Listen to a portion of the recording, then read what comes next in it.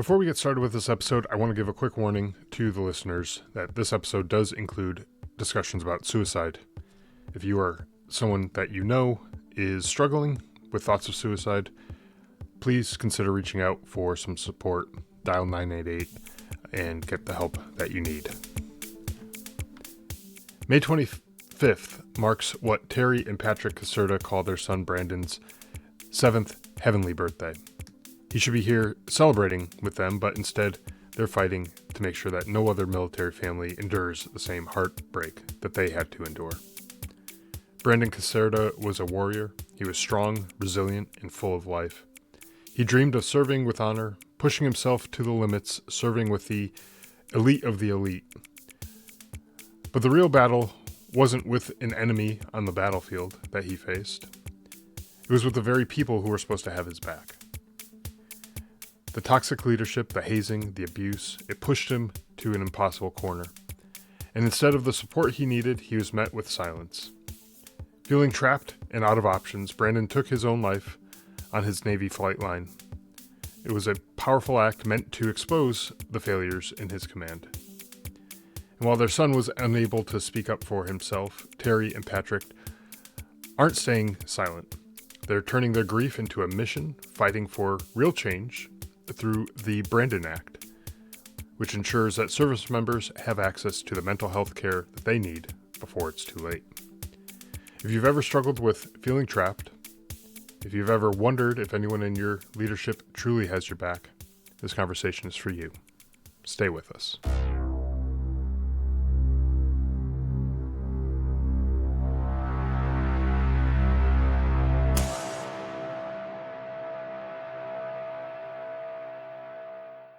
Hey, Terri and Patrick, I really want to thank you for taking the time to come on the show and welcome you to the show. I'm really glad to have you here.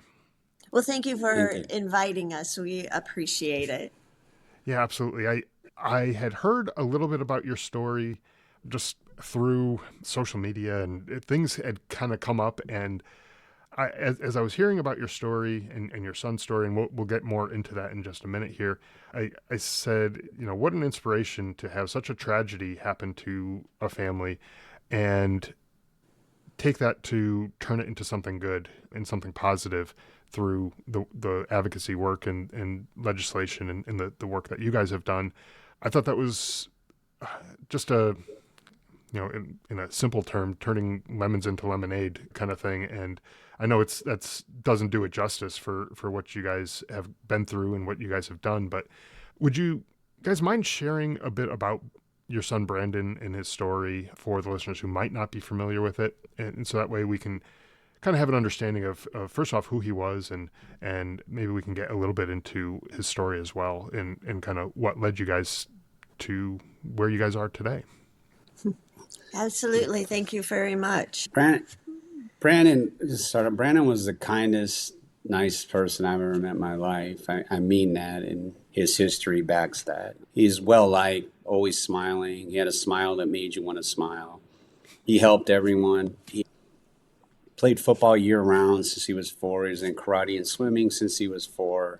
He loved football and swimming, and it was kind of strange because whenever I'd go to the parent-teachers conference, you never know what to expect.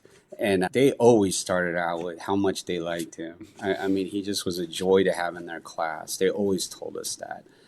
And he just, is you look back at your life and you've done a lot of things wrong and you've done some things right. But we got it right with him. Although he was easy to love and he earned everything he got and had and well deserved it. He just made people's lives better, and we feel that's what he stood for.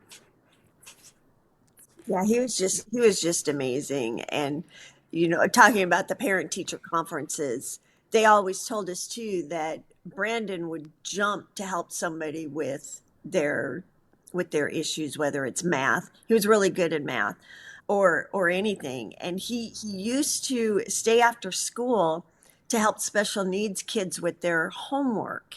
Oh, wow. And one day we went to go pick him up and he was late and I had to go in and see where he was at. And he was like, "Oh, I'm sorry. I was helping these these kids, and quietly he said, they have special needs, so they need some help. And I'm like, no, that's fine. That's great. I'm glad you're doing it. We were worried that, something happened. But he really loved people, and it really didn't matter what you looked like. Even the ones that bullied him, he got them on their side, on his side. So he when they needed help, he helped them. And Hmm. then once they got to know him, they helped him too. So Sure. he was just a kind, considerate, always lived by his karate code words: honor, respect, patience, and kindness. That was Brandon to a T. That's how he lived his life. Yeah, it sounded like that got probably drilled into him at an early age, and that just became his. We all have like our values and our moral compass, our moral code, whatever you want to call it, and that probably just became a part of his from an early age, and that to him wasn't like to us hearing this story. It sounds like a pretty incredible, special person, but to him, it was probably, well, this is just how you do things. This is Right. just my standard operating procedure, right? That Exactly. that was him to a T. Yeah. Yeah. Yeah, that's pretty amazing. Now, we're here obviously he was, from what you're saying here, he was a, great guy, but we're here for, unfortunately, some unfortunate circumstances that led up to his tragic passing. Could you talk about those circumstances that led up to his passing, and kind of what flipped that switch maybe in him, if you guys have any insights on that, and what happened, what changed, those types of things. Well, he wanted to be a Navy SEAL. We did not want him to join the military. I'm 22 years retired, 100% disabled combat veteran, Navy. And I was a Navy counselor, and I didn't want him to join. And I'd seen a lot of change that I didn't like. And I moved up the ranks quickly, and it never changed. And I really wanted to provide better for him. I didn't have those opportunities. Want him to go to college. We could pay for his college, and that's what we wanted. But he wanted to be a Navy SEAL. So, and he wanted to be a police officer. And his plan, and Brandon was a planner, was to go in the military and be a Navy SEAL and then go SWAT. And when I say Navy SEAL, remember something, you have an opportunity to try out. Most people don't make it through, but let me tell you, this kid was epitome of shape, and he could take abuse like you've never seen. I mean, you could tell him he's the ugliest person to ever walk, he'd laugh at you. And it was epitome of in shape. He did really well on all the testing. And so as parents, we were faced with, we say no, and he could join someday anyway if he chose to, or we support him. So we supported him. We got him the goggles, the SEALs wear to swim, fins, the swim trunks. We took him to San Diego. We met SEALs. He saw them work out. He was around them. We did everything we could to set him up for success. And he took advantage of it. I mean, he worked out all the time. Examples would be, he liked endless shrimp at Red Lobster. We'd go and he'd put down, 100 shrimp or something. I don't know exactly how many, but and afterwards it'd be kind of late, it'd be like close to 9 o'clock at night, and he'd come home and go work out. He'd just go work out, do his 2-3 hour routine every night, and like it was nothing, alone. And he'd have to hop the fence at his high school to get to the track and bring his bike over. He Yeah. just loved it. And No lights. yeah, no lights. And so anyway, he was in SEALs and he was doing really well. He made it to week 3, but he was complaining about his leg, and they kept telling him when he'd go to medical he had severe shin splints. He says, no, I don't. I've had them before. I know how to work through it. And they refused to do an x-ray. And one morning, early in the morning, they had the boats overhead that they did at that time. And he collapsed and passed out on the beach. They threw him in the back of a pickup truck, took him to the famous bell that everybody should know about. If you don't, you have to ring the bell to leave yourself. And he went there and he refused to ring the bell. And they fought with him. He wouldn't ring the bell, so they rang it for him, which is illegal and wrong. And they left him there. And this is the reason I'm bringing this up. This is the start of everything. You leave a guy there to collapse and passed out on the beach. I mean, I suppose he doesn't need any medical attention. The most important part is to ring him to the bell, of course. I mean, come on. Sure, right. And so just like that, it was over. I went out there because we live in Phoenix. We went to San Diego immediately. I told him I can get him back in the SEALs. And he looked at me, he said, Dad, there's no doubt in my mind you can get me back in right away, but they'll never let me get through. And he'd know. And he was right. So unfortunately, if you don't make it through, I hate to break the news to everybody, you're at the mercy of the military, or in this case, the Navy. And you don't get out. Okay. You forgot a piece. Oh, and then I also want to point out to everyone, because this is important to the story, is that 2 hours after Brandon passed out on the beach, the people that rang the bell illegally for him, they're the ones that literally, I kid you not, murdered a kid in the pool. They drowned a kid in the pool. Brandon would have been there. I mean, you'd never drown Brandon, I'm telling you. That kid was swimming since he was 4. But my point is, and I'm sure it was hard to drown the other guy too, don't doubt my mind, or he wouldn't be there. But that was ruled a homicide. Those were the same people. Nothing ever happened to them. So they did get away with murder. They got away with doing what they did to our son. But anyway, my apology. Now I see what Terry was saying. So after he rang, they rang the bell for him. They left. He called us, and I made him go to medical. And he went to medical. The doctor told him, you have severe shit and splints. There's no doubt in my mind. But for the heck of it, I'm going to do an x-ray. He goes, if anything's wrong, I'll call you, but don't expect a call. Brandon gets the x-ray. He leaves. 15 minutes later, they call us and get back here right now. Turns out his leg was broken in 3 different places. Oh, wow. And that's why he collapsed and passed out. And they did all that, and they were totally wrong. And that's how I could have got him back, just so everybody knows, is because the kid had a broken leg. I mean, Right. and that is grounds. They set you back for, a couple of months, and then you start over again. That's how they do it. And Sure. that was grounds for that. Many people that's happened to, and they got set back. But it all started there. And then, remember, I'm hurrying for you, trying to get to the points here for you. The story is long, but after that, he went to, it's called Aviation Electronics School in Pensacola. He left on crutches. He was on crutches, went to school. Past that, went into his new command. He went to advanced training in his new command for electronics. And from day one, checking in his command, they treated him horribly. In Norfolk, Virginia. Right, in Norfolk. Okay. And we didn't want him to go there. There was no, I mean, you have no say in it. I'm just pointing out, we rolled the dice, and boy, did we get a low number. And so he's his normal self. Immediately, he was labeled the hardest, best worker in the command, and everybody liked him. Don't get me wrong. And he was a hard worker. But they had him immediately selling candy. And I'm not lying to you. I kid you not. You could look into this 100 times. He was selling candy.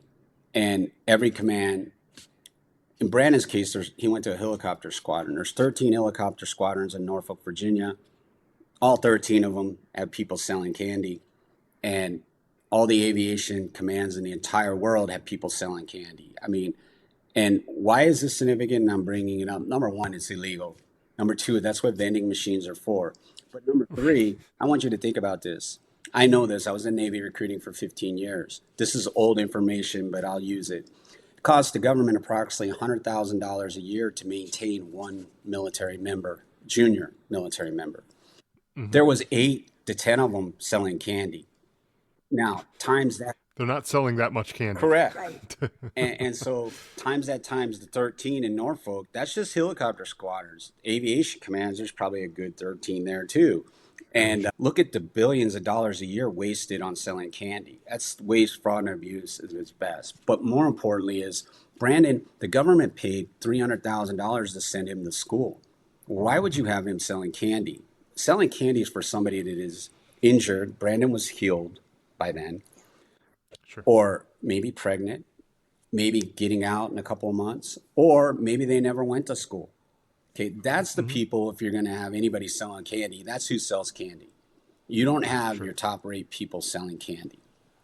And Brandon did it for close to 2 years. That if you had them doing it for a month or two, I'm not going to say I'd understand. I'm just saying it would make more sense. But anyway, here's the saddest part about that, and I'll shut up on that subject, is They accept this. They act like it's the part of the military. They all accept it. They don't fight it. They don't argue. They don't say a word. They just do it. But see, that's how great those people were. I can honestly tell you, I could not imagine doing that. And they shut up and did it. And in Brandon's case, he did it well. I mean, he was the best candy seller there was. He made record profits for them. He would find out what they like, and he'd go get that stuff for them. And he really made a lot of money for them. And he was good. He could take anything and make it better. That's Brandon's trademark. And find a way to do it faster, easier, more efficient, and better. That's just him. So they were treating him badly. He had they call it LPO, so leading petty officer it's called, that was in charge of him. And this guy did not like Brandon because Brandon smiled all the time. He was a hard worker. He couldn't get to Brandon. Brandon did whatever he wanted. He just didn't like Brandon. To give you examples, we sent him a package at Christmas because he couldn't come home from Christmas because he had taken too much leave before he went to the command. And this guy gets the package. He drops it in the middle of the room and says, "Hey, Caserta, this package is for you." And there was breakables in there. Nothing broke, fortunately, but there were breakables in there. And that's the kind of guy he was. And then Brandon would finish his work, go up to him, say, "I'm done. Do you have any more for me?" Go help other people do their work. So he'd go do that. And then he'd come back, ask for more. And then the guy would tell him, "Why don't you just go make yourself useful somewhere else?" That's the kind of person this guy was. Mm-hmm. And so anyway, moving on, Brandon wanted to do something more than that. He liked special warfare, so he didn't make it through SEALs. He didn't want to go back to SEALs. And the reason he didn't want to go back, one of the reasons, I'll word it this way, is ironically, you were hearing about this now if you heard about it. The drugs and the SEALs, the PODs, PEDs. Yep. Okay. That was going on when Brandon was in there. He refused to do drugs. Brandon hated drugs. He wouldn't do it. I could tell you right now, he told us about it. I found it hard to believe, only because I thought urinalysis, the testing was all the time. Man, you know how many samples I gave in 22 years? and I mean, you had to. I mean, if I had off, I had to go in and do it. You couldn't get out of it. You'd have to be on vacation somewhere to get out of it.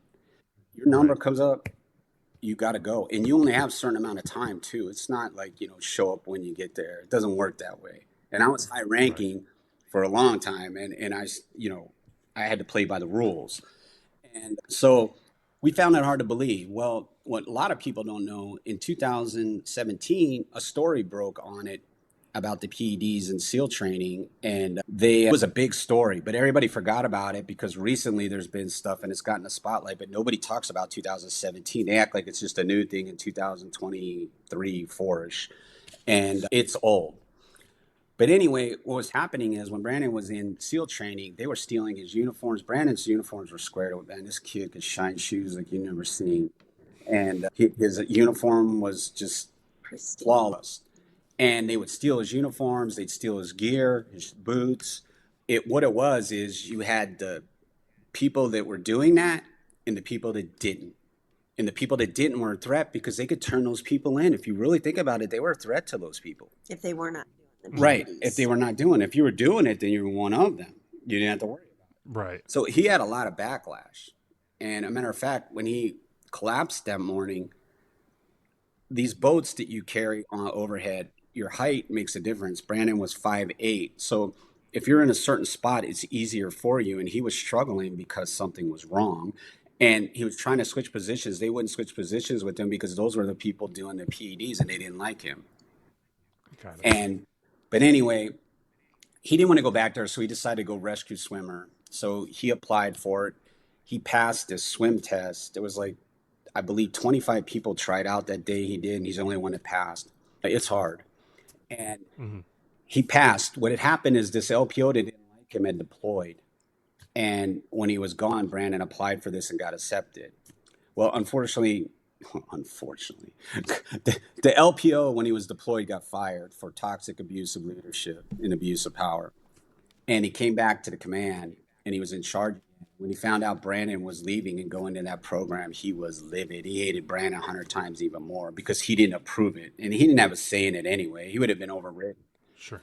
And so he constantly picked on Brandon and he got away with it. But Brandon was leaving.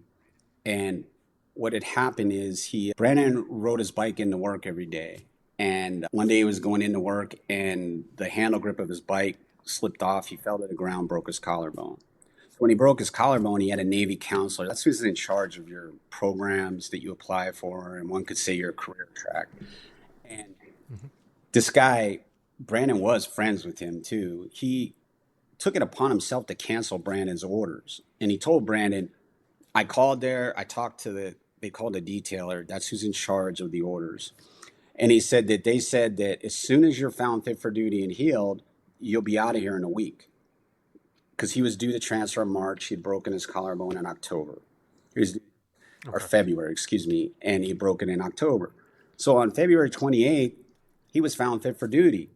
So he found the guy, said, hey, I'm fit for duty. Get me out of here. He was like, I don't know what you're talking about. And he's like, wait a minute. You told me. And I went with this. Remember, I'm a Navy counselor. I only went with this because it kind of made sense. It wasn't out of line. They would do that. So they made him do everything all over again. The counselor said, you have to do your whole physical, everything. So Brandon did his whole physical over. And I want to tell you guys, that was the fourth physical he had done in a year. To redo that was ridiculous. But he did it. Sure. And so this is significant. I'll tell you why. I'll go back to it. But so he redoes it. He's going to be leaving shortly, and they're delaying it. This LPO by the name of Bros is delaying it. And there are others involved in this. There's 12 other people. There's people above this guy and all this. They're all in cahoots. They don't want to lose Brandon because he's the hardest, best worker in the command. And they had plans for him. But these special programs, when you apply for them, I don't care who you are, you actually qualify, which is hard to do on any of them.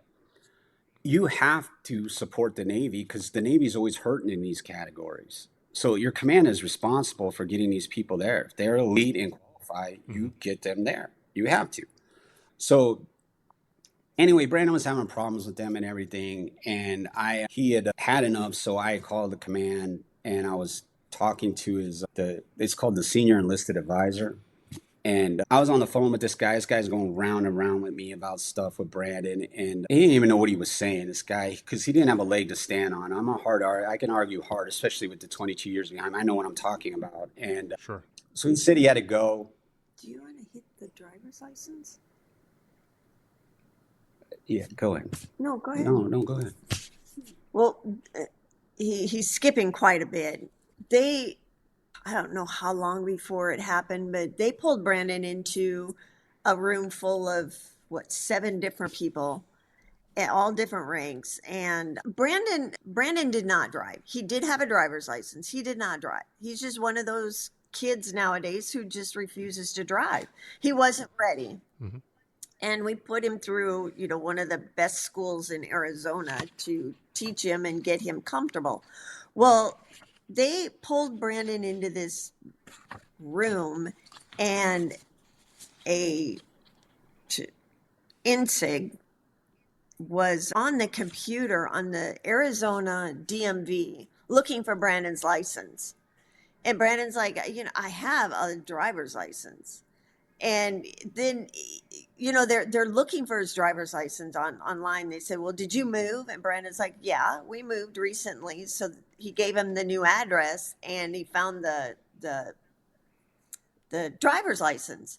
So he asked Brandon if he had any money. And Brandon's like, no. And he goes, well, give me your wallet. So Brandon, being the person that he is, obeys him, opens his wallet. And the guy takes his credit card and pays for a driver's license that Brandon already had. It was here at home. And Brandon asked us probably about 2 or 3 hours prior if we could send it to him. And it was in an envelope waiting to be mailed that day. But this guy, what's his name? D'Alessandro. Oh, yeah, D'Alessandro paid for the driver's license and had the driver's license sent to himself. So Brandon, even if Brandon was alive, he never would have gotten it. D'Alessandro would have.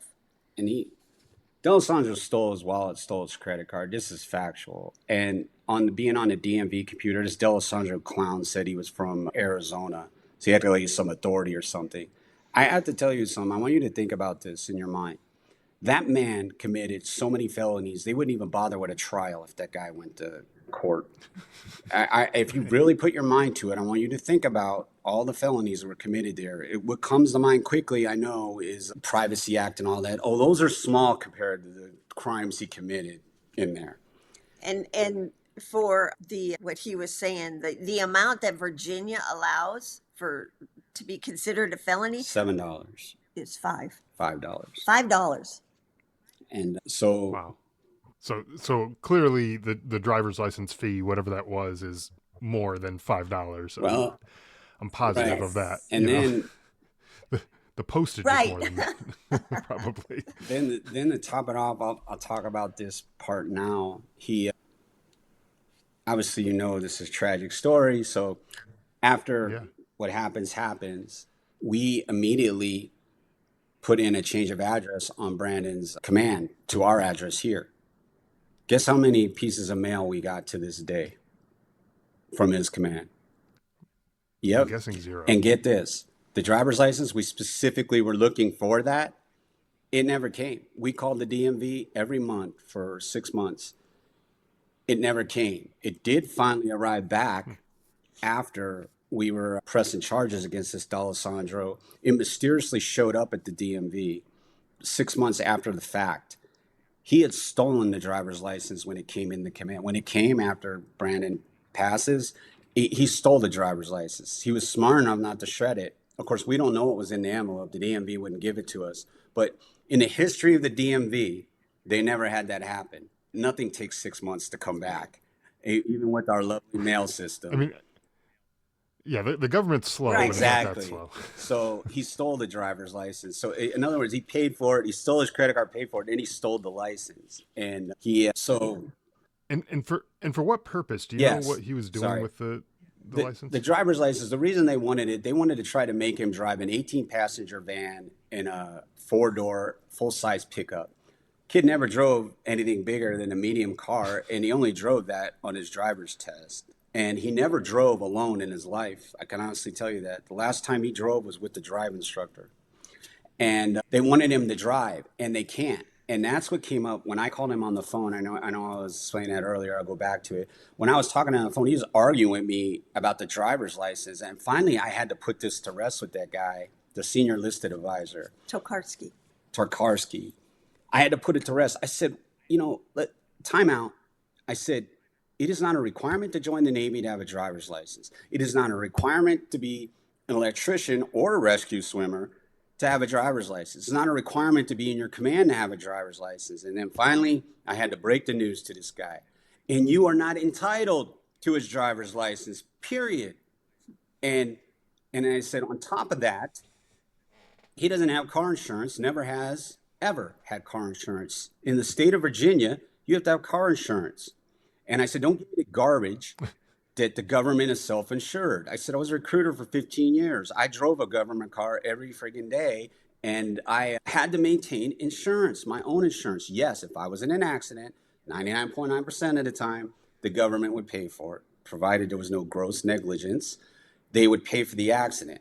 Fortunately, I can honestly tell you the good news is I was never in an accident, probably because I didn't want to deal with all of it, because I had to do accident investigations when my people got in accidents. So it's horrible. But Right.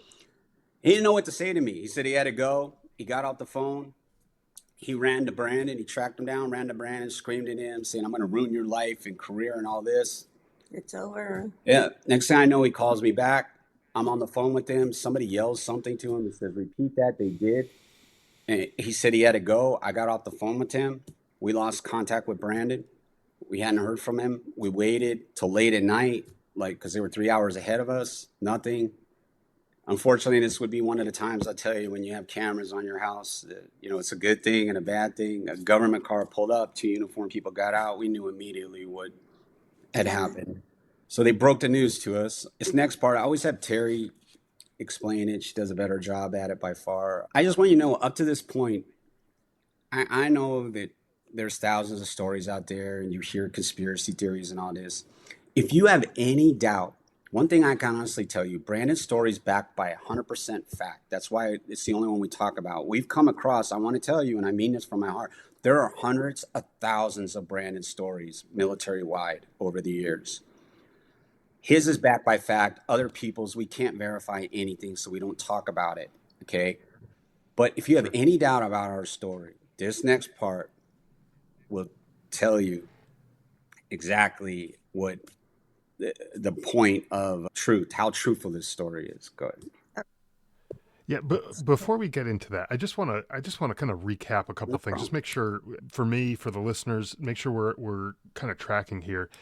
One thing that I picked up on as you're talking, I was never a Navy SEAL, but I know about Navy SEALs. I know enough Navy SEALs to know that they want tough. They want people who are tough and who are willing to push through and not ring the bell and not quit because of whatever minor setback they may be facing in that moment. But we weren't talking about a minor setback. He had a broken leg in 3 places and he was still pushing Yes. forward. And so that to me sounds like the type of person that any Navy SEAL, if you ask any honest Navy SEAL anyways, that's the type of person you want. Someone who's going to not quit no matter what. And for those people to have forced him out essentially, that to me just sounds like that would have been red flag number 1. Like, hey, what's wrong with these people that they don't want this guy to be in this program? And yeah, sure, broken leg, obviously that needs to heal first. We're not going to make him run on a broken leg or, do any of that kind of stuff because that's stupid. That doesn't make a whole lot of sense. But get him healed up and get him back in the program because that's the type of attitude that we want. That's the type of let's not quit kind of attitude that we want to have in the Navy SEALs. But then fast forward a bit into this story and you have this guy who clearly has this attitude of, a can-do attitude, a will never quit type of attitude, goes through all this different training, like you said, and he's selling candy.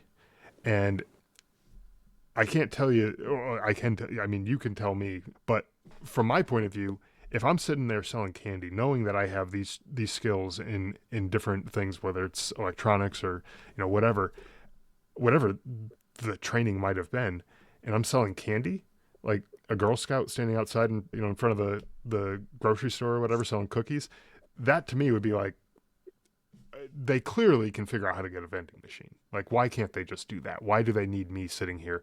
That would be very demoralizing. And Exactly that's it. what It- that was part of what was tearing down. He had a shield of armor, untouchable. And to give you an example, and I'm sorry I moved fast, is one thing I you're didn't fine. tell you is Brandon Shinsplint story I told you about the broken leg. For 3 weeks, that was going on. He was running 20 miles a day and doing SEAL training with a broken leg. That's why it was getting worse and why there was 3 places instead of 1 place. That's how Sure. tough he was. And the other thing on that thing is, I want you to know, and I have told reporters this over the past, whether or not it made it an article, I don't know. The only one selling those PEDs is the instructors. I got news for you. Those people that killed that kid, they were selling the PEDs. How do I know this? Because you're going to tell me that these people, with little time they had off, and they have none when they're in SEAL training, really, they were going to a street corner in San Diego, downtown San Diego, scoring PEDs? I don't think so. Right. And if you read the latest story out there, you'll see how it was being done. And it's the instructors. But I always joke around, and I mean this, my life and Brandon's military career is like Forrest Gump's story. The things he came across. But in that command, that was how, that probably broke his shield he had a little bit, the demoralizing. But he made the best out of it. And he soldiered on. It was very tough. And he Hated being called a Bud's dad. right, they call him a Bud's dad. I never even heard that term. 22 years in the Navy, never heard that term. I've been around many people that make it through SEALs, and there are a lot of them. And Brandon made it to week 3. Most of them don't make it that far. And I never heard that term. I can't believe anybody would call anybody that, only because these people are the epitome of in shape. And then the test score alone to qualify and check all those blocks is high. And then to the physical fitness is the epitome of physical fitness. And to do that, and then it's not just physical fitness, you have to know how to swim. Swim far in the ocean. They Yeah, practice right, in the ocean. Every day they were swimming three, right, 4, 5 right. miles. I mean, it's incredible. Yeah, you're not talking about a controlled environment like your high No, school pool or something like that in a community. You're talking the ocean, which is very Right. unpredictable. The currents and the waves and the who knows the sea life and everything else that might be in there.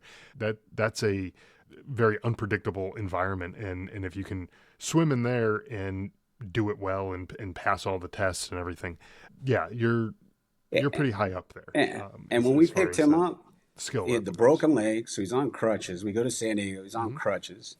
He has sight, he has ammonia. This is common. You'll read articles about it now. It's coming Yeah, yeah. out. It's common because of the water's contaminated over there because the Tijuana River wastewater goes in there. And he had all that wrong with him. And he was fine. I mean, meaning he was sick, but my point is he Hmm. was fine. It didn't phase him. It's how, He still wanted to go to where'd we go? SeaWorld? yeah. Yeah, I want to go to SeaWorld. We On did. crutches. Yeah, on crutches. Went to Okay. SeaWorld. And, and then another funny tidbit that reminds me. So in basic training, he was in there and they put him in a group with special warfare people, all the different special warfares, not just SEALs. And they work out a little more than the others. And when we saw Okay. him, we go running down the bleachers. We're getting yelled at. 'Cause you're not supposed to do that, but we hadn't seen him in a month, 2 months, and we go running down through the crowd, grab him. First thing out of his mouth is after he hugs us, he's smiling away. He told us, "You don't know how out of shape I am because of this basic training." I mean, that's how good a shape this kid was in. He was so disappointed that they didn't work out more because he was so out of shape because his workout program was leaps and bounds above that he had done every day. And but That's Brandon so going Yeah, back, yeah. what happened is after that guy yelled at him and I was on the phone, Tokarski. Tarkowski, I want you to think about this. Think of it like an airport, this giant flight line area. And all these people are stationed on there. There's about 14 of them. And their sole job is safety on top of launching these helos. So Brandon just walks right through all of them and they just let him go. They don't say a word. I mean, they don't say a word. And he runs up to, they call the person the plane captain, says, "Sorry for what you're about to see." And she ignores him. And he takes off running for the tail rotor. He jumps up once, misses. So he does it again. All these people just watch. They don't do anything, nothing. They just Mm. watch. They should have tackled him. They should have done something. So he succeeds. He hits the tail rotor, and they all run away. All of them, various ranks, various experience. Every one of them run away. Just leave him on the tarmac. That's the kind of command he was in. And they turns out they left him on the tarmac. He went from the tarmac to the morgue. Nobody performed first aid, nothing. They called paramedics. They finally showed up, but they left him there. They didn't bring him to the hospital. He never went to the hospital.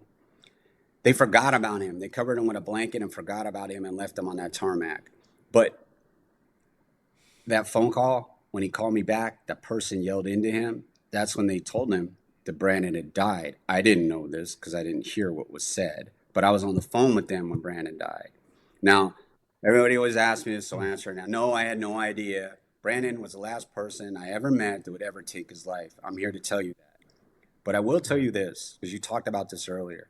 Unfortunately, in the beginning, when the story broke, took a year, and we got the story out there and everything. People make comments, and I read comments. And I should have never done that because there's a lot of bad people out there that write negative things. But I'm here to tell you, I don't care what anybody Sure. says. I had never met anybody in my entire life, and I mean this. I don't agree with what Brandon did, but what I can tell you is who in the world has the guts to miss and then do it again? And yet alone go through with something like that way. That takes guts. Sorry, it does, and that shows what kind of person he was. When I say that is, he was brave. Trust me, He he made a was. statement. He made a statement. Well, He was brave. He was exposing his command for toxic, abusive leadership and abuse of power, and all these bad things happened to him. And another thing that happened to him, He never told us. We found out after the fact. Brandon was sexually assaulted. And we received a anonymous letter and it explained it. And in your mind, you're thinking, yeah, the kid's tough. I got news for you. He was a black belt. He's tough. Unfortunately, if 6 people mess with you, I don't care who you are, other than the Marvel comic guys, you're not gonna. You have no. There's nothing you can do. But That's right. Yeah. he was exposing his command. He left us a lot of information. Unfortunately, the command destroyed and kept it all, and the Navy covered this up. When I say the Navy, his command covered up. I'm not going to blame Big. Well, I do blame Big Navy because Big Navy should have went after all these people. And I called the CO that night when the Casualty assistant officers were here, and I told him I want a huge investigation. He promised me all this stuff. He didn't do. Not only did he not do anything, he covered it up. And the unfortunate part is this. Yeah. He could have, Dwayne Whitmer is his name, and Trevor Prouty. They could have investigated this, held the people accountable for this, and their careers would have been intact. It wouldn't have been perfect at first, but they would have been fine. Instead, they chose to cover it up for their careers. And that is the epitome of people that should be in jail and that we don't want in the military. But the kid died. If he was alive somehow, or he would have never died and they covered it up, that's fine. When I say that, meaning at least they're alive. The kid is dead. He deserved justice. He deserved to have an investigation other than NCIS making sure the method of death matched the ME's report, as in blunt force trauma. Suicide. And suicide. That kid could have come home at any time. He was welcome home. He could have lived here rent-free. College, could have gone to college, could have been a police officer. He was getting there. He's 21. He'd been 21 for 1 month exactly when he died. He could have been a police officer. Any of that stuff was going for him. Why he would give all that up to expose the command, he really believed that he was doing the community and people good by exposing this. And he was asking for help with everybody that he could in his command, HSC 28. And they ignored him. He a week before he died, he left a letter to Commander Whitmer, and the standard operating procedure apparently is to slip, if you want the CO to see something, you slip it under his door and then you put it in this anonymous box. So that's what we have, a witness saying that she watched Brandon slip his letter under the door, and it told him everything a week before he died, and nothing was done. And Brandon we found this, we never understood what it was. We figured it out, but he took a picture of the printer at the command he printed it out on with the serial number, timestamp. So it was a week before he died. That's why he'd done that, to prove that. The Navy didn't know what it was. They left it. They didn't delete it. They didn't know what it was. We figured it out. It's like, why is this printer, Yeah. And he took a picture of the screen with the words, and then he took a picture of the serial number of the computer and a serial number of the printer. Yeah, so that way there's probably an electronic record of that being printed out on that printer from that computer and all that. Right? And then that doesn't, that's not somebody in my mind, that's not somebody who is not with their full faculties, like they're, someone, has some mental disorder or something like that, and they go and they do something like that, and not that I can say, yeah, okay, that, that makes sense, but it kind of, you can kind of make more sense of it in that respect, right? Because the wiring's off, something's wrong. I don't know the technical terms, but something's just not right. But with someone who had that kind of clarity to say, hey, I'm going to take these pictures as evidence and I want to keep this as proof, that to me says that they have some sort of logic, or they're able to think clearly enough to be able to do that. And take it a step further, a lot of people don't know this, has never made the articles. It would be too long, is why, so that you'll hear about this, I guess, for the first time. There was a group of people in Phoenix that were all going special warfare, and they work out together. They became really good friends and really tight friends. None of them made it through, unfortunately, but Most of them ended up in Norfolk, Virginia. And one of Brandon's better friends of the group was in Virginia, and he was having problems in his command. And he was the hardest best worker too. It was kind of ironic. It was a theme with all these guys. And he had one night told Brandon he's afraid he was going to hurt somebody. He didn't say hurt himself. He said somebody. So Brandon called me concerned. I got him help, meaning I put him in touch with where he needed to talk to. He did. He was processed out with an honorable discharge. And he actually went on, the story goes, he got out. He was a dual citizenship with Australia and the United States. He went in Australian military, and he did really well. He went in there and did really well. But my point is, Brandon witnesses a guy get out of the military with an honorable discharge for mental health reasons, mind you. So why wouldn't he take that same path? So we asked that kid that, because he's been in touch with us. He's still in touch with us to this day. He told us, because I'm trying to paint a bigger picture for you here.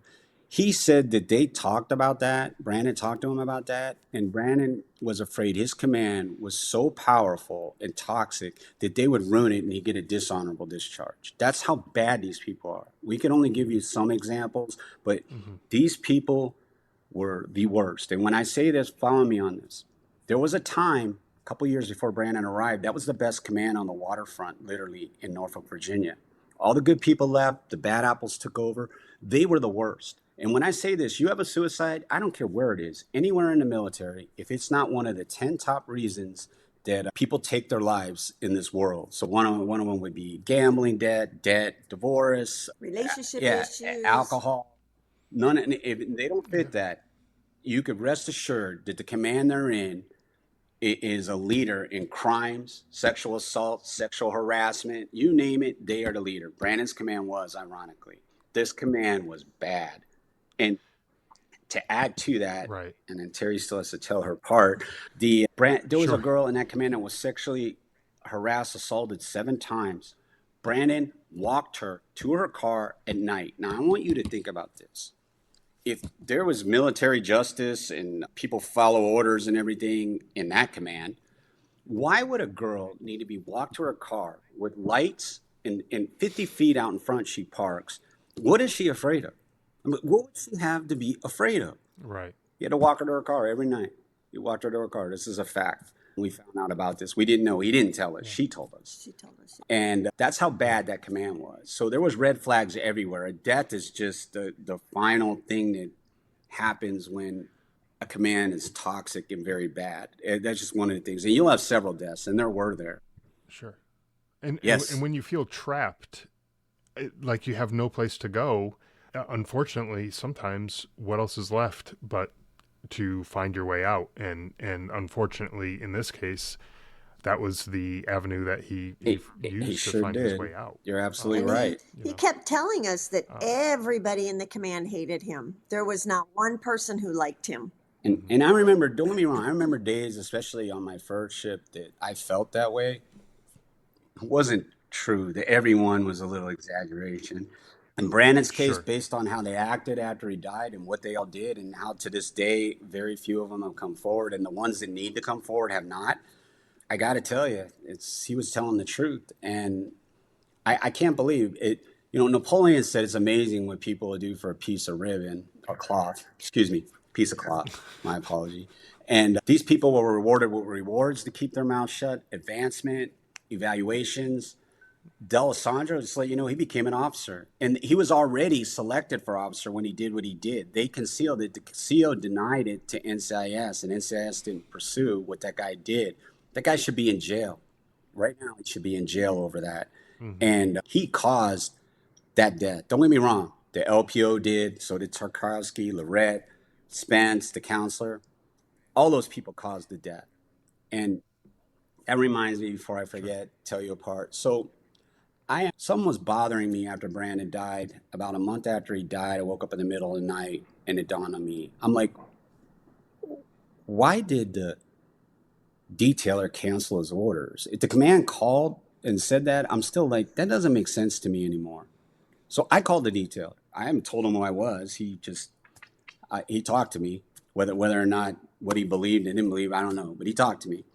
And I said, why in the world did you cancel Brandon's orders? And he tells me word for word, I don't know what you're talking about. He looks it up, says, I didn't cancel his orders. He went on to tell me this. He says, I haven't spoken to that command since Brandon was selected in September of 2017. He said that nobody called me. He said, I received a message to cancel the orders from the command. I never spoke to them. He said, I didn't want to cancel the orders. And he said, I could have moved him out and given him a different date. And I was waiting for him to be fit for duty. He said, once I was told he was fit for duty, I would have had him out of there within a week. He really would have. But he never told anybody in the command that line that was told to Brandon, but he was telling, us. He was very disappointed because Brandon qualified for the hardest rescue swimmer they had, and hardly anybody qualifies for it. So, excuse me, he was very upset. But he said he never did that. That counselor took it upon himself to do that, and he did that on purpose to appease the command. That's what I mean. The command was corrupt. Big time. Sure. Terri, I know you've had something that you've been wanting to add to this as well. Why don't you go ahead and kind of fill us in on, that piece? The casualty assistant officers came and told us exactly what happened, and they stayed with us for a long time. Mm-hmm. Well, they came back the next day because we were just too distraught to do all the paperwork that needed to be done. So sure, they opened up to us, and what they said was, I have to let you know that when we got word to come to your house, the wording was Brandon was alive and in the hospital. They said that is what they were coming to tell us. So on the way to our house to tell us just that, they saw a news clip, I guess on their phones or something, and they pulled over and called the command. And what that news clip was is it said there was a mishap at Norfolk Naval Base. The sailor was deceased. So when they pulled over and called the command, the Whitmer said, all you need to do is tell the parents that he's alive and in the hospital. And according to the casualty assistant officer, they went round and round for about 10 minutes. And finally, Whitmer told them that, yes, that is Brandon, but you still have to tell them that Brandon is alive and in the hospital. They said, we cannot and will not lie to the parents. So they told us the truth. And so that's my point. If there's any doubt about what happened, something else significant to that is we specifically did not want a press release. They leaked it to the press that Brandon died. They lied and said it was a mishap. This is the command did this. And then that's what they labeled him. Mm-hmm. Again, a lot of people won't understand it's a striker. Brandon was not a striker. A striker is what they call a non-designated airman who never been to school. Brandon had been to advanced schools. They did that because that's the only position that could justify him selling candy. Yeah. He should have never been doing that. And they knew it. And they knew they were busted because when they found out I was retired, military, Navy, they knew that they were in trouble. But they told them to lie. We were fortunate these guys were E7s and they had nothing to do with the command and they wouldn't go for it. But that right there tells you right there, if you have any doubts about any of this, that these people are corrupt. And there's more. and why is this so important to the theme is, and we're going to talk about this in a little bit. I know we are, but that's why these people need to be held accountable because they will continue to kill and they will teach new people how to kill. And it will never stop. The only way to stop it is to hold them accountable. Because you hold somebody accountable, a couple things happen. Sometimes they get away with murder. I'm not going to deny that. However, usually they stop. Okay, they're not serial killers. Okay, we're not going down that road. But they'll stop if they're almost caught. Right. Sometimes they stop, change their ammo, wait till later, get more powerful, that kind of thing. But most of the time, you could put a stop to it if you stop them in their foot tracks. And that's why you have to hold them accountable. And this is all over the place. We lose 3 a day active duty. We lose 22 veterans a day. And I'm here to tell you that number is low. I'm just giving you a number that is agreed upon. Those veterans In order Sure. to be a veteran, you had to serve on active duty. Active duty is the problem to those veterans. They were told in Vietnam to do unspeakable things. They were told to suck it up and carry on. That was the theme with Brandon. Brandon, many times, many Mhm. people come forward and said, Brandon said, I'm depressed. I need help. They told him to suck it up and get back to work. We've been told this. Brandon never told us that. I'm telling you, Right. wouldn't let him go to mental health, nor anybody in that command go to mental health. But go ahead. What more was there? Oh, the we were not invited to his. They did hold Oh, a memorial service. We were not invited, and the day of the memorial service, we or they requested extra security at both of the Norfolk gates just in case we showed up and we wouldn't be able to get on base. right, because I can get on base, and well, so could Terry. Technically, I mean, Sure. she has an ID card, and because I'm a retiree, and then on top of that, remember I told you those friends Brandon had in other commands on that base, they wouldn't let them go. They tried. They wouldn't tell him where it was Hmm. at. They deliberately would not let him go to the funeral or the excuse me memorial service. Yeah. So it sounds to me like you're painting a pretty clear picture of the type of leadership, the toxic leadership that, I mean, it goes beyond just selling candy, right? If that was the extent of it, So he like, was okay, well, not ideal, but he probably can, look past that, right? But it just goes to show that it's it's abusing the Navy's resources, right? Let's face it, any sailor in the Navy is a resource of the Navy. Same with any other branch of the military. It's an abuse of those resources that were trained to do a particular job. And that job, I guarantee you, there's no MOS for candy seller that exists in the military, right? So that wasn't his job to do, but his job was to follow orders, and he did that. And he went and he sold the candy, did the things that he was told to do, handed his wallet over when it wasn't required of him to do that, but he was following orders, and he was doing those types of things, but all of which led to just this diminished, morale, and just feeling like you're trapped. You have no place to go. You're going to report it up to a chain of command that they all are kind of walking in step with the same types of toxic leadership. So why bring it up to them? And then if not to them, then to who? And if where are you going to end up going if you can't? And then you're going to blow the whistle and bring it up to somebody else, and then you're worried that now it's going to get back Yeah. to you, and then it's just going to be 10 times worse. And so this picture that you've painted, as far as I'm concerned, like it I don't want to say it makes sense, to your point, Patrick, that I I don't agree with like that route that he went down, but it doesn't. It's not like it doesn't make sense either. And so that, it's tragic. It's unfortunate. So now I want to fast forward a little bit here, and I want to talk about the legislative work that you guys have been a part of, and kind of how you guys have, for lack of better terms, turned lemons into lemonade, and try to make Yeah, something we positive tried. come We We out of it. tried. we did try, and what it happened is we come to find out about the suicides. I was on active. I didn't know there was that many suicides. I can honestly tell you, although you will find history that Yeah. started around 2000, and I was still on active duty for another 6 years after that. But it was never really, I was in recruiting. I had the Navy Times. It just wasn't talked about, and it's unfortunate because nobody wants to talk about it to this Hmm. day. I got news for you. It Talking about this subject is important. But when we found out how many people died, and we read Brandon's letter, and I'm here to tell you, it's posted. You can read that letter anytime. I encourage you to read it. It's incomplete. The command stole the middle of it. It's two different. It's a beginning and an ending merged together. They stole the middle. We don't know what it said, but we know Brandon, and he would provide evidence, and he probably had a video, and they took all that because they kept his computer, his phone. Matter of fact, one tidbit for you is he was laying on a tarmac dead, and he used his finger to unlock his phone. His command did this to steal all the evidence in there. And in that phone, ironically, this is one of the cases, in the military, they own you, they own all your stuff, you're on their base. I own the phone. When I say that we paid for the phone. We just gave him it. A month before that was his birthday.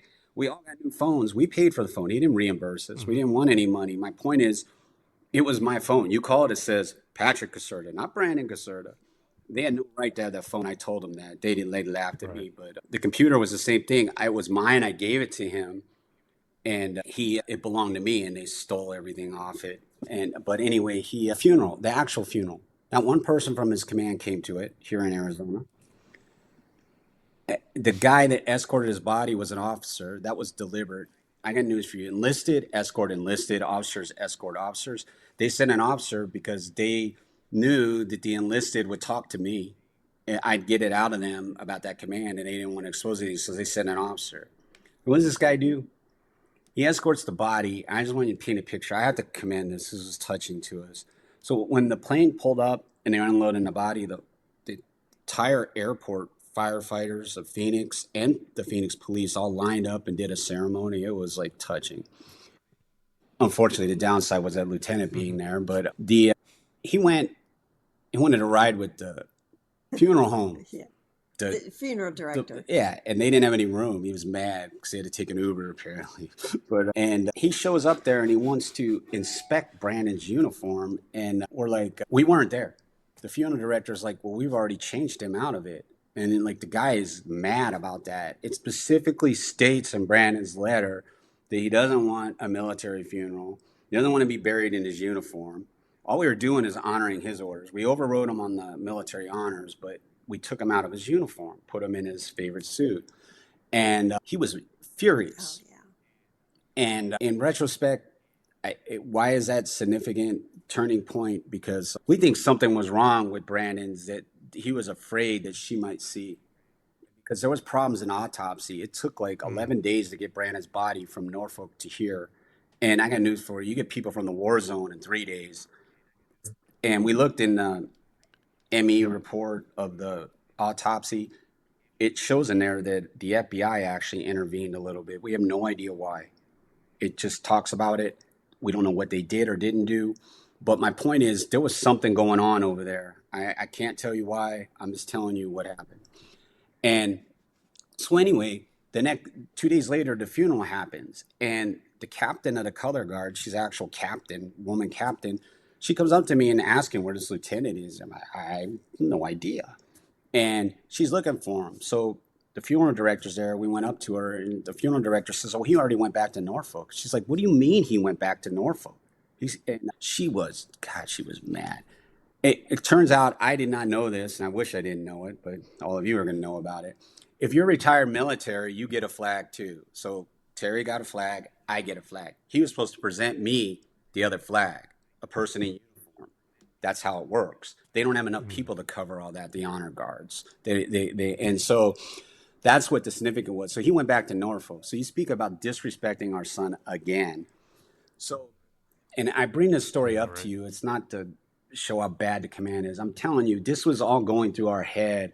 It was constantly every day. I mean, we had the NCIS calling us because I was calling people off the phone bill because it was Brandon's phone, asking them questions, and NCIS called me up and saying the only reason they're talking to you is because they feel sorry for you. I mean, this is what we had to deal with. And so every day it was a blow after blow, and we're like, we have to do something about this. Okay. We cannot have this anymore. No other parent should go through this. No. And so we got to do something. No one else has. We need to do something. So that's where we started the Brandon Act. And that's where we mastermind coming up with Congress. Brandon's letter is a statement. His legacy saving lives. We decided that. So we wrote the Brandon Act. We literally, I kid you not, we bought a new car. We hopped in the car. Terry did set up appointments, for Capitol Hill. And we drove to Washington, literally drove to Washington. And we spent all week. We wore regular clothes. The reason for that is, and sneakers and everything, because the elevators, I don't know if you've ever been there, it's packed. You can't get up and down. So we could run up the stairs and make all these appointments. And we we really did bad planning, but we had to crisscross to the Senate and the House. And we're running around, but we could cover a lot of ground in these clothes. A lot of people probably looked at us because everybody's in suits and everything, but that's what we decided to do. And our first appointment, ironically, was with Congressman Moulton, and he was a veteran. And they sat down with us, and they were very interested in it. And by the end of the day, we were heading back for the day after we went to some appointments, and he said he wanted to sponsor it. And so we said, okay. And then we continue on all week going to appointments. The only difference was this was another lesson learned. We were staying at a base, an outline base. I think it was Bethesda. That drive was horrible in the morning. Parking was outrageous. So we took the subway in. The subway stop was there. So we were taking the subway in every day, coming back late. And we went door to door with our appointments and other places we wanted to go in the Capitol. And we were trying to win them over. We thought it was going to be a cakewalk. I got news for you. After I retired, I went to Arizona State University. I got a degree in communication and political science. And I thought I understood the procedure. Well, I got news for you. Anybody you remember? Schoolhouse Rocks, it ain't like that getting a bill passed. Let me tell you, I wish it was like that. I actually. And, it's overly simplified, I'm sure, right? It was, I mean, I figured, how could anybody say no to this? You know, I honestly felt that way. And it didn't matter if they were veteran or not. To me, it didn't matter. And it was tough. And we had a sponsor. We had to wait to the next year because, you know, the NDA was already done and they wanted to submit it with that. So we had to wait till the following year. And then COVID happened and it ruined everything like it did for so many people, I'm sure. And it delayed us, and the bill it passed the House that year, but it did not pass the Senate. Believe it or not, and I know everybody's going to find this hard to believe, and I hate even talking about it, but our biggest obstacle was the Armed Forces Senate Committee, and it was the head of it and the assistant. And the reason being is DOD told them they didn't want the Brandon Act. So they were honoring that. That was cute. Didn't matter about what it said. We don't want it. Okay, no problem. So Reed and Inhofe went out of their way to make sure that it didn't get on the Senate side. Correct. Of the NDAA. So the following year, same thing happened. Breezes through the House, and then the Senate is not going to pass it. And Congressman Moulton ran in there talking to them, and he told them, "You need this. Your staffs are failing. You're failing. This is horrible. You need to do something." In front of the public view, they were forced to pass it. And so they did. Okay. So tell us a little bit more about the Brandon Act. I know you guys did a lot of legwork to push it across the finish line. What exactly does that act? Sure. Well, it turns out, believe it or not, a lot of people are going to find this hard to believe. And there's a lot of people that are going to tell me I'm crazy. I'm not crazy. You're not entitled to mental health help, apparently, if you're active duty. I was in recruiting 15 years, and I sold everybody on free medical. And that included mental health if you needed it. Unfortunately, they don't let you go to mental health. So what it is, it's an entitlement program. It's a law. It is law that entitles people and it empowers them to get mental health help. So without retaliation and without going through their chain of command. Right. And what it is it's really more than that. Again, in summary, most people attach to mental health. You can invoke the Brandon Act. You have an alcohol problem, a drug problem, you're sexually assaulted or harassed. You invoke the Brandon Act, you're protected, period. It is the law of the land. The command don't have a choice. And by going to Congress, it's a law. That was the beauty of it. Again, we didn't think about that part. We just knew Congress was above the military. It just turns out you get a bill passed, it becomes law. So it is a law. So right. We felt that's the only way we could protect our service members. We're losing too many people for no reason. Believe it or not, mental health, a lot of people use it. And I hate the term mental health, I will tell you that, but there's no other way to say it. Most people, if you have some kind of problem, you go there 4 or 5 sessions, they get you on your journey to healing, they teach you how to heal, and then ironically, you'll be able to help others. You'll learn to help others. That's the beauty of mental health in the process when you let it work. And what's funny is you wouldn't believe how many senior people in the military use mental health. The problem is that when they go, they don't have to tell anybody they go. When the junior people go, you're trapped because you got to let them know where you're going. And so that's why we had to do the Brandon Act. We had to put a stop to it. So that's what it does. It entitles them and empowers them to be able to get mental health help.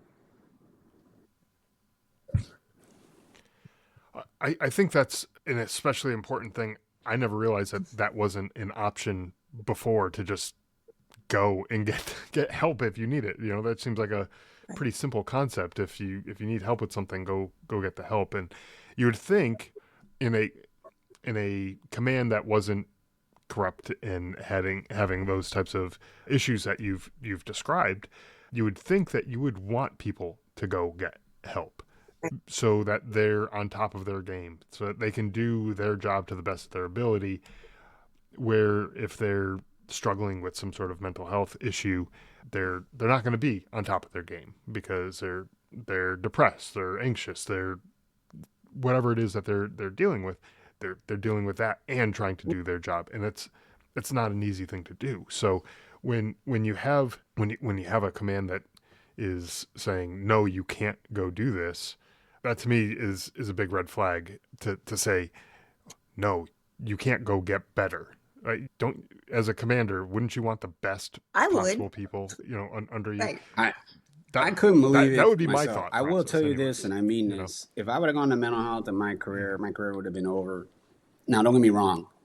I had the luxury, because I told you I moved up the ranks quickly. I just say I have an appointment. I wouldn't have to tell anybody anything. But if somehow somebody found out, but it changed a little bit after that. But it's a good command will get you the help. You have to remember, we're talking about 35% of the commands are toxic. The other 65 are good commands, and they help their people, and they will encourage them and get them the help they need. It's the bad commands we're talking about, but that's where we're losing the people, is the bad commands. But you are right, because I mean, Right. in Brandon's command, it was like, you either do it their way and turn to the dark side, or you leave in a pine box. I mean, there's no ifs, ands, or buts. That's basically what it is. So it does make sense. It's a no-brainer. I mean, they'll deny it and everything and say, "Oh no, it's available" and all that, but it's not. And it was never. That was another thing the Brandon Act did, is mental health right now. We have people calling us telling us this. Okay, it takes 6 months to get an appointment in Norfolk, Virginia. Under the Brandon Act, you can use your phone at lunchtime if you choose privately. You don't have to tell your command either. They can't retaliate. You don't have to tell them. You can keep it private. You can go in your car, walk around the base or whatever, and be on a Zoom call and do a mental health consult and talk to your mental health provider appointment after appointment if you choose to. That's what changed with the Brandon Act. You can do that. And so it's important, but mental health support, you wouldn't believe how many people use it in the regular world everywhere. It's an important step, and it's not what everybody thinks it is. These people are not crazy. Right. They're going through crisis and they need help. Right. And outside of the people that you're around is a better place to talk to. Besides talking to somebody that's neutral and not pro-military and not pro-you, you're going to get to the bottom of your problems a lot quicker than any way I can think of. And these That's right. professionals in modern times, I mean, they are very good. They know what they're doing, and they know how to help you. But more importantly, it fits like it or not, most people don't know this, but the medical of the military, their mission is basically to patch you up, get you healed, get you back into service. It's the same thing with mental health. Same exact thing, except for you might not be out of service. So what? You're going to an appointment once a week for a month or two. That's it. You're going for an hour. That's it. And then you're healed, or on your journey to healing. I don't know you're completely healed, but you're on your journey to healing. But a lot of people, they go back. It's like with suicide. You talk that term, you talk mental health, they automatically think something's wrong with you. Go tell somebody you're seeing a counselor or a psychologist. They'll look at you funny. And even your best friend will look at you funny, thinking there's something wrong with you. What's wrong with you? That's not what's That's going right. on here. Yeah. Well, I think back, you were talking about how in your career, if you told anyone that you were going to see mental health, your career would have been over because, well, that was years ago. That I think the attitude has shifted somewhat. Still not 100% where we want it to be, but I think it's gotten better since then. And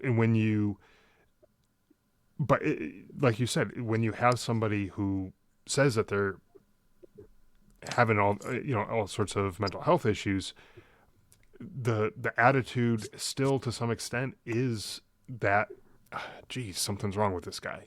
If you ever watch even old television shows like from the 80s or 90s or so, sometimes someone talks about, oh, I'm going to see a psychiatrist, and everyone kind of rolls their eyes and makes a face, and they're thinking like, yeah, what's wrong with this person, but it's like maybe nothing. It may just be like, hey, this person's having a tough time with something, and they just need that, like you said, a neutral third party to help Exactly. them navigate through Yeah. whatever it is that they're dealing with, right? And it's not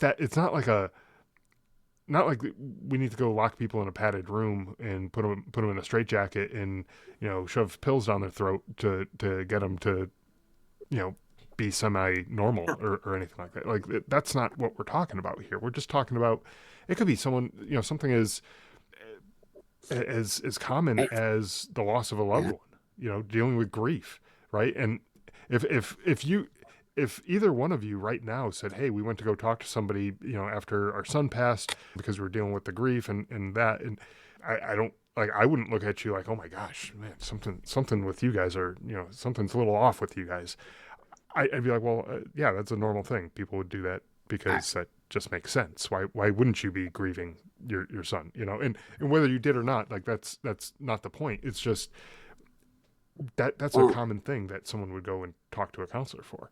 And there's plenty of those types of things that are out there that it's like, who am I to judge you or anybody else if you want to go and I agree with better you. yourself, And get just some to help, right? let everyone know, when I retired, I was in TAPS class, and they had the VA come in and was the vet center. They wrote on the board all these symptoms of PTSD. I checked the block on every one of those. And I was in war. Told you I was a combat veteran, and they got my attention, and I started going myself. I didn't want to go, and I started seeing them, and they were good. Yeah. But to take it a step further, boy, did it pay off. I'll tell you how it paid off. Is obviously I did have PTSD, just so everybody knows. Like I said, a lot of military do. It helped me with my family, it helped me function better in the world, and it was a good thing. But to take it a step further, I could have never predicted this, but the person that was helping me along the way ended up, a lot of people don't know this next part either. So I see what Brandon wanted to join. I wanted an independent person to talk to him to make sure he was making the right decision. And so I had him go to the vet center, and he talked to, you're allowed to do this, meaning it's a perk of the military, being a veteran. And he talked to Brandon, and Brandon had a sound plan, and Brandon was fine, clean bill of health. Matter of fact, we had him talk to Brandon a year before Brandon died, talked to him again. Brandon was on active duty, and talked to him, and they found him fine. He was fine, literally fine. Still had plans, still had all these things ticking, same Brandon. And, but anyway, that individual, when Brandon died, I called him and told him Brandon died, and he immediately offered help for me and Terry. And we saw him, and he got us through this mess. Because I'm here to tell you, get one thing out of the story. The worst thing you could ever do in your life is bury your own son or daughter.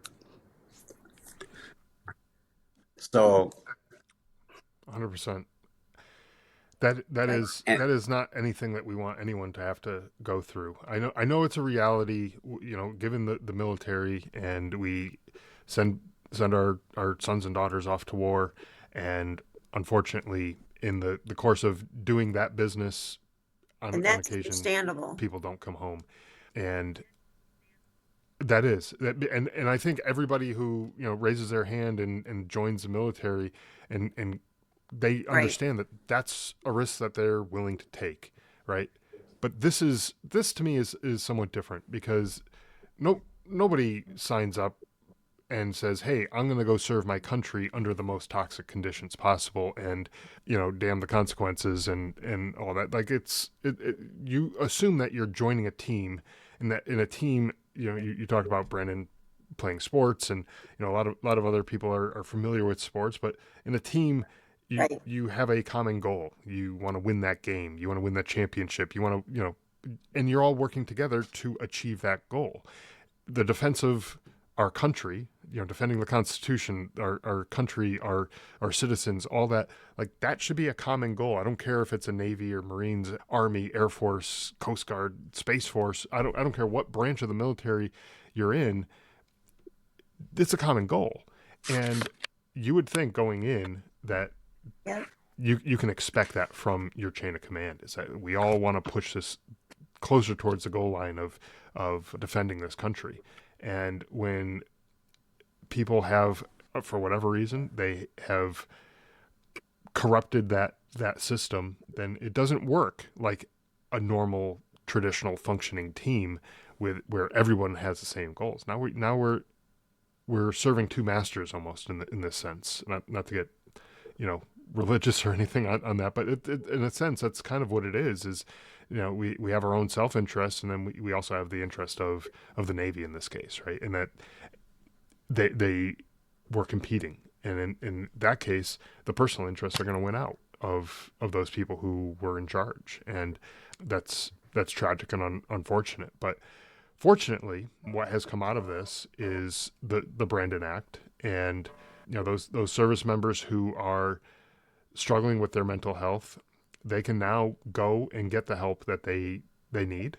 And like you said, and a lot of times it's just a handful of sessions that will get them back on track and give them the tools anyways to put in their toolbox that they can now use in those stressful situations or whatever it is that's causing them some mental health related issues.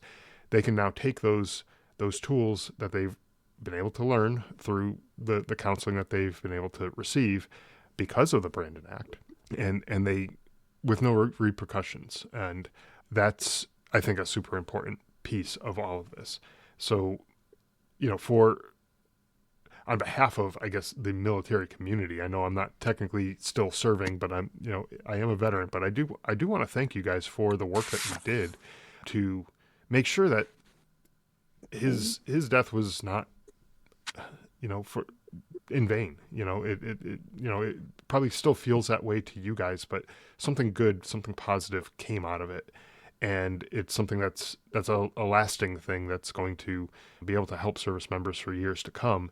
And that, I think, is an incredible thing that you guys have done. You've definitely honored his name and his memory by pushing this forward and not giving up, when it didn't pass that first time. And I think those are the things that,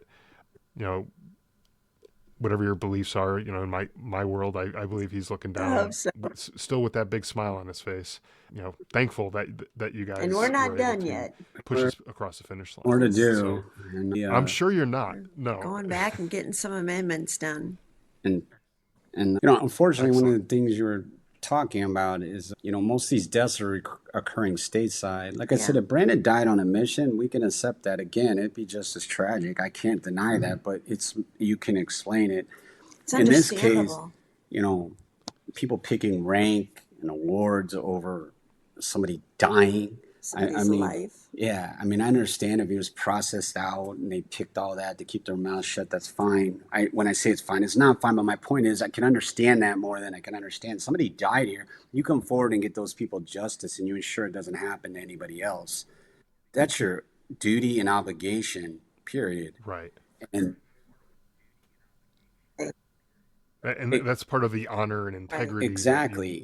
But they're dying stateside. Right? The other thing that happened, that mental health I told you about. Now imagine this.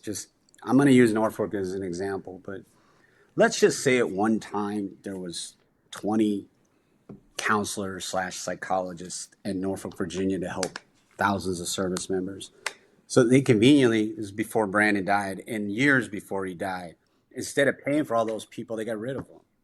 So they kept like 2 or 3, got rid of everybody else, reallocated that money.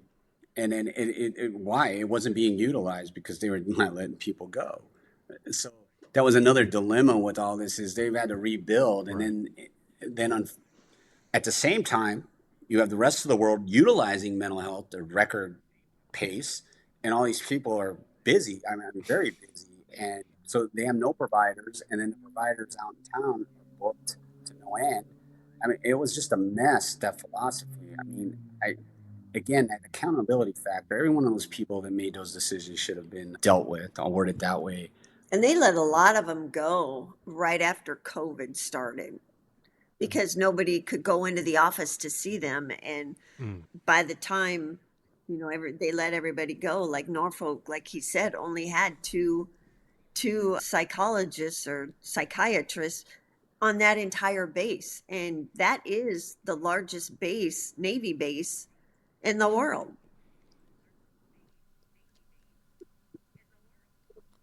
Yeah. And so 2 people and I don't know how many people are stationed there, but however many it is, it's too many for just 2 mental health providers to be able to handle. And I don't know if they had any other staff of other people who weren't, maybe the doctor level, psychologist or whatever. But I got to imagine that whatever that number was, it was not enough. And I've experienced it in my area around here, even with the VA. Their staff their numbers are not high enough to handle the number of people. Sometimes you want to get an appointment. It's 5-6 months out Right. before you can get an appointment. It's like, that just doesn't make any sense. So it's like there's clearly a demand for this type of service.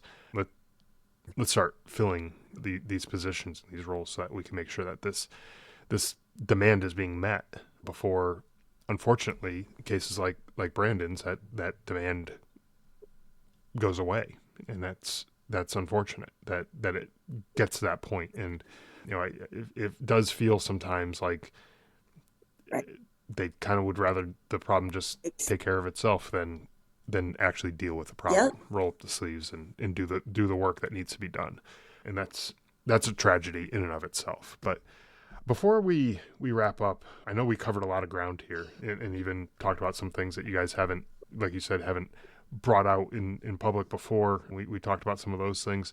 Is there anything else that you guys want to share, either about Brandon, about his journey, or where you guys, I know you guys said that there's some work to be done still. And to do a couple. Anything else that you guys want to share before that? There'll be a lot. The one thing I want to point out is you haven't seen somebody in years, your friends, you go out to dinner, you guys always courtesy, they ask about their children, they ask about yours, you ask about mine. If your friend says, Johnny joined the army, he's having a hard time, you know how you let it go in one ear, out the other? You need to tell those parents to get involved and ensure that their son or daughter is safeguarded, because that's how it starts. I'm telling you right now, that's how you end up with the doorbell ringing. Okay. And get involved as parents. And I'm not talking about call his command. Don't do that. I'm talking about your son or daughter. You tell them, talk to them, tell them they're welcome home. Tell them no matter how bad it is, we'll accept you and help you. Let them know that ahead of time. That way they'll never go down the road. They'll never even think about it. Even like Brandon did. Again, we had nothing to go on. Fine. He was unhappy, having a hard time, but he was dealing with it. Okay. He kept saying he had it. Yeah, he was dealing with, right, everybody laughed, but he was dealing with Darth Vader. Okay, we didn't know that. Okay, exactly how bad it was there. So that's where it starts, and that's what you need to do. The other thing you need to understand about this story is, I know what people say. I hear it all the time. This will never happen to me. Okay, so let's look at this logically. So 10 years from now, you don't know what your son or daughter is going to do. You could say you'll never let them join the military. That's fine. You can't stop them. Okay, but that's fine. All right, they're never going to join. You're going to send them to college. Okay. Right. Well, so how are you going to feel if they graduate, they become an electronical engineer, they go to work for Google, and they're doing great, supposedly. Doorbell rings, your son or daughter's dead.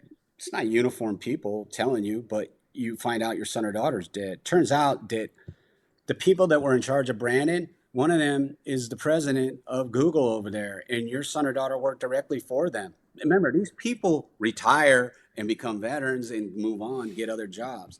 And that person is the same person that killed our son. How are you going to feel that you didn't do anything and you could have? How are you going to feel you didn't take any precautions? Trust me, there are things you can do. And holding these people accountable is not going to hurt anything, because I'm here to tell you, for every CO that's out there, there are probably 50 to 60 people that will never be a CO. They can't act like Jack Nicholson and all that. They just don't fit in. Those people are good people that could run commands very well. Trust me, better than those others. Those people are waiting and hoping to get a chance. They never will get a chance. We need to get rid of the ones that shouldn't be there and put those people in charge. You will have a better military and force readiness. Because I'm here to tell you, if you think that Brandon's command was ready to go to war for us, you are crazy. They'd go, but they would be hurting other commands. They'd be killing people because they're not prepared. All those people care about is themselves, and they don't work together. There's no teamwork, nothing. Those people would cost your sons and daughters lives in other commands because they're not dependable. We have to weed this out, and we the people have to do it. History shows we the people do it. We did it. We went to Capitol Hill. We got this passed. As small as it is, I got news for you. We're heading here. I'm going to let Terry talk about it. We have a foundation. We formed a foundation. We did not want to. We were dead set against it. We had to because nobody was helping active duty and helping these parents. And we get hundreds of calls a week. This stuff ain't stopped. It's gotten worse. And we're helping people. My point is, we have to work together. We the people fix things in history. That's how it fixes itself, is we the people. Congress does some things, and I know everybody has their opinion about Congress, and believe me, we could talk forever about Congress. There's pros and cons to it like anything else. But my point is, when we take something mattered, Amber Alert example is the Amber Alert was created out of tragedy. The Brandon Act was created out of tragedy. Tragedy helps America. Come on. I mean, you hope it's not you, but it does help America. But Yeah, if you that's lost right. your son or daughter and Amber Alert got them back, you certainly would be grateful. You can't deny that. To that person that did the Amber Alert, you can't deny that. And so we need to work together. We need to talk about this subject and understand that what goes on here. I mean, because, your son or daughter, like myself, I survived the military. Believe me, been subjected to things I'll never talk about. But the bottom line is, you can survive. I wish our son would have. He didn't. But his tragedy can serve a lot to save others. And he has already. You know how many people call us saying the Brandon Act saved my life? They say that on their own to Terry. She'll tell you more about it in a second. Sorry. But I just want to get the point across. Talk about this subject nobody wants to talk about, because it's the only way we're going to fix it. We have to work together. And again, I'm telling you this from the heart. We have nothing to gain. We never were in this for money. Just to give you an example, our foundation, we fund it ourselves. I mean, we do get donations, don't get me wrong. My point is, we have a hard time getting any help. And to let you know quickly, we went to every VSO you can think of. None of them would help us to get the Brand Act passed. They wouldn't even support us. They said we'd never get it passed. Really? Okay, whatever. They lose 22 a day and we'll never get it passed. Of course, they didn't want to help. That was cute. We didn't. Oh, and get this. This was my motto. I didn't ask for money. I just wanted magazine space, their support and help, and to talk about it and promote awareness and help with the brand. That's it. I didn't ask for money. Everybody asked for money. I didn't ask for no money. That's all we wanted from them. They wouldn't even give that. They showed us the door. Yeah. The worst one was the gallant few. And then when it comes to senators, I'm going to talk about this one quickly. Is Senator Sinema. We go to her office. She said she's going to help us and everything. Those people turned their back on us and didn't help us. I can't believe it. She helps veterans. You're reading this paper how much she did for veterans. Really? You did a lot for veterans, Senator. I got to tell you, I'm impressed. We'll never forget it. We told you we wouldn't. God, I wish you would have ran for re-election. You guys would have seen this on national TV. Those commercials, we would have had one of them about this subject. But there's nothing more important than somebody losing their lives. I'm sorry. We're in a subject that nothing is more important than this, because these people have room, board, money, everything. They are not living on the streets. You cannot compare them to homeless. You cannot compare them to people in poverty. These people are different, and they're serving our country because they want to. And they didn't join to come home in a pine box, I can assure you that. And if they did, they were going to do it with honor and fighting for this country. They believe in it. We have to honor those people and keep them alive, and we have to do it together. So I'll shut up there. Please listen to that. Again, we're here for anybody. Our foundation helps active duty. We help veterans. We help everybody. It doesn't matter if you were in the military or not. But the bottom line is we do what we can, and we're here for you. We stand to watch for you and with you, and we always will. I'll let Terry explain more about the foundation. And nobody's alone. Nobody's alone. We're here. There's a lot of good organizations out there that they can reach out to. Most of them, like he said, doesn't help. They don't help active duty, and that's sad. Like he said too, that's the only reason why we have the Brandon Caserta Foundation. It's a lot of work. We support active duty. Those are the calls that I get all the time, is active duty. They have never heard about the Brandon Act, and so they find us. And yes, like he said, we do get donations and everything, but our mission is to keep our veterans and service members alive. That's pure and simple. That's all we try to do. And knock on wood, we have not lost one yet.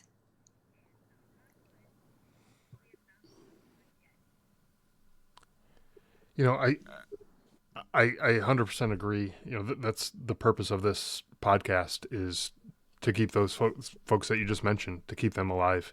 You know, there's far too many people that I've known personally, and then hearing, you know, you talked about the 22 a day and everything, and we can talk about whether that statistic is right or not. And I don't want to go down that rabbit hole right now, but I'm sure we probably share the same view on that. But Yes. you know, 22 is too much. One is too many. And I think as a community, the military and the veteran community, if we put our heads together, we have some pretty incredible people in this community, and not just the service members and the veterans, but their families as well. If we put our heads together, we can accomplish just about anything. And I mean, you guys are proving it right now by going out there, and it's not easy to get a law passed by going, you know, especially, you know, just, you know, I don't want to diminish it, just two people going out there to Capitol Hill on your own without lobbyists and all that kind of stuff. It's not an easy thing to do. Yet here it is, you did it, and it's passed, and people are being helped getting the help that they need because of the efforts that you guys put in. And that's, to me, that's incredible. And I wanted to have you guys on the show to shine light on the efforts that you guys did, but also to raise awareness that this Brandon Act does exist, and that for those service members who need the help, that they can get the help if they want it. And they just need to know really where to go and who to talk to and all that. And, you know, that's easy. That's a low hanging fruit. We can guide people to the right people, but knowing that they won't have the repercussions from their chain of command or anything like that, that they can Right. do this, like you said, on a lunch break or something like that. They can get on a Zoom type call and just have that conversation and get the help that they need. It's a few sessions, and in most cases that's all you really need. And that's awesome. Obviously there's more work to be done, you know, getting to the root of the problem of, you know, that toxic leadership and the chain of command that, you know, throughout the military, Holding people accountable. Holding probably shouldn't be there. them accountable big time. Holding people account. Yep. And how do we deal with that? You know, that's another, you know, issue as well to be tackled. I have that's a huge cure for that. Huge battle to be You know, fought. we have several things in the work. Just to let you know, we have several programs and things in the work. We're getting amendments, as we told you, and we do need an angel donor or something. I can't talk about it, but if you'll have us back, we will, when we get to that point, announce. Unfortunately, believe it or not, you're gonna laugh, but there are people out there that find other people's stuff and take it and use it and make all kinds of money. We're not in this for the money. We're in this to save lives, and we've proven that to this point, and we will stand by that. We don't. An example is we don't draw salaries, and we won't. Nobody does. We're all volunteers to help with the Brandon Act. But I will tell you this. I told Congress this. You know, some of them were insulted, but whatever. You take away 3 COs in handcuffs when there's a suicide. 3 suicides. So one day's work. Take away 3 of them in handcuffs. I guarantee you suicides will go to 0 overnight. How do I know that? Because every CO after that will be at the front door where you come into work, handing out their business card with their cell number, saying, you call me 24/7. You have any problems whatsoever. I don't care what they tell you. I'm here for you. They will do that. Accountability will fix this. That's why you don't drive 150 down the freeway. And those few that do, I'm sure most of them get caught. And if they don't, that's great, as long as they didn't cause an accident. But the point is, accountability prevents us from doing bad things. Hold these COs accountable. You need to. And they need to be held accountable, because from day one I was in the military, it never changed. That ship sank, no matter how it sank, it was the CO's fault. A suicide is the CO's fault. And training needs to happen. But like I said, we have some things coming, some good things, and we want to get off the ground that are really changing, that is not out there, that no one thought of. And it was just through pure luck that we ran into some experts on some things that have some really good stuff that would really benefit all of us. And it's more than the standard stuff you hear. Hotlines are great, love them. I'm nothing bad to say, but we need more than hotlines, and we need more than psychologists and psychiatrists. We need things that are available Right. all the time that people can understand, learn early, and embrace and engage in. And that's the way to fix this over time. So, like you said, together. But we really appreciate you having us and how long this took. Sorry. Again, it's a test story. And Oh, you that's asked some fine. really good questions, and you were very thorough. We appreciate that. But like I said, it is all about saving lives. There's nothing to it. We dedicated the rest of our lives to that.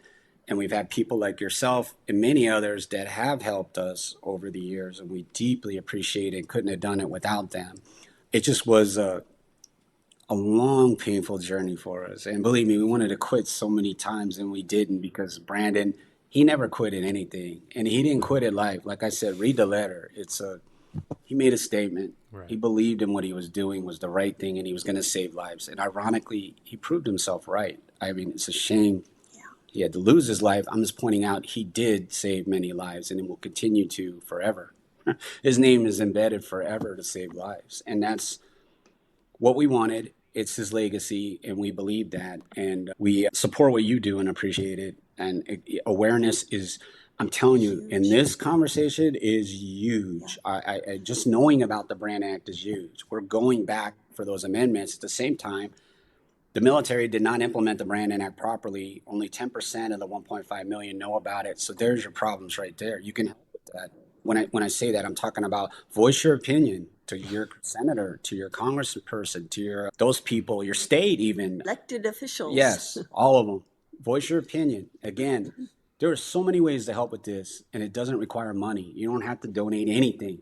We have people calling us every day telling us what a great thing this is and anything they could do to help. And we don't ask for money. And sometimes they do on their own give money. That's fine, but you don't have to. I mean, we need people to help us get press. We need people to help us get awareness, the story out there. All that is equally important. And that'll require your time, but your time will pay off there's nothing like saving lives. I tell you, it's really a good feeling knowing you're saving lives.